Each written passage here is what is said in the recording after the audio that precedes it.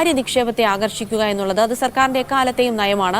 അതിനുള്ള പുതിയ പദ്ധതികൾ, കാരണം അതിലൂടെയൊക്കെയാണ് ഇനിയിപ്പോൾ സർക്കാരിന് കൂടുതൽ വരുമാനമുണ്ടാക്കാൻ കഴിയുക. അതുകൊണ്ട് തന്നെ ഇൻകം ജനറേറ്റ് ചെയ്യാൻ കഴിയുന്ന അത്തരം പ്രഖ്യാപനങ്ങൾ കൂടിയുണ്ട്. ഒപ്പം ഇന്ധന മദ്യ സെസ് മാതൃകയിൽ മറ്റ് വിഭാഗങ്ങൾക്ക് കൂടി സെസ് ഏർപ്പെടുത്തുമ്പോൾ, കാരണം ഇന്ധന സെസ് ഏർപ്പെടുത്തുമ്പോൾ അത് സാമൂഹിക ക്ഷേമ പെൻഷൻ നൽകാനായി ഉപയോഗപ്പെടുത്തുമെന്ന് പറഞ്ഞിരുന്നെങ്കിൽ പോലും അത് കൃത്യമായി നൽകാൻ സർക്കാരിന് കഴിഞ്ഞിട്ടില്ല. അതുകൊണ്ട് തന്നെ ഇന്ധനത്തിന്റെ മേളിലോ മദ്യത്തിന്റെ മേളിലോ ഇനി കൂടുതൽ സെസ് ഏർപ്പെടുത്താനുള്ള സാധ്യതയില്ല. പക്ഷേ മറ്റ് വിഭാഗങ്ങളിൽ കൂടുതൽ സെസ് ഏർപ്പെടുത്താനുള്ള സാധ്യത അത് ഏതൊക്കെ വിഭാഗങ്ങളിലായിരിക്കും എന്നുള്ള ഒരു ആകാംക്ഷ നിലനിൽക്കുന്നുണ്ട്.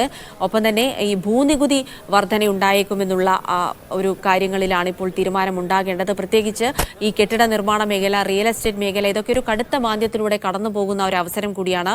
ഒരു സാമ്പത്തിക മാന്ദ്യവിരുദ്ധ പാക്കേജ് സർക്കാർ പ്രഖ്യാപിക്കുമോ തുടങ്ങിയ കാര്യങ്ങളിലൊരു തീരുമാനമാകേണ്ടതുണ്ട്. റബ്ബറിന്റെ താങ്ങുവില, മറ്റു കാർഷിക വിളകളുടെ താങ്ങുവില, അതുമായി ബന്ധപ്പെട്ടുള്ള കാര്യങ്ങളിൽ എത്രത്തോളം താങ്ങുവില പ്രഖ്യാപിക്കാൻ കഴിയും എന്നുള്ള ചോദ്യം ഉയരുന്നുണ്ട്. അധിക വിഭവ സമാഹരണത്തിനായി സർക്കാർ എന്ത് ചെയ്യും തുടങ്ങിയ കാര്യങ്ങൾ, അങ്ങനെ നിരവധി വിഷയങ്ങൾ, വിവിധ ജില്ലകളുമായി ബന്ധപ്പെട്ട നിരവധി വിഷയങ്ങൾ, അടിസ്ഥാന സൗകര്യവുമായി ബന്ധപ്പെട്ട വിഷയങ്ങളൊക്കെ എല്ലാം പ്രതീക്ഷകളാണ് ബാലഗോപാലിലുള്ളത്. അദ്ദേഹത്തിന് എന്ത് ചെയ്യാൻ കഴിയും നിലവിലെ സാമ്പത്തിക സ്ഥിതിയിൽ എന്നുള്ളത് തന്നെയാണ് ഈ ബജറ്റിനെ ഇത്രയേറെ ആകാംക്ഷയോടെ നോക്കാൻ പ്രേരിപ്പിക്കുന്ന ഒരു ഘടകം.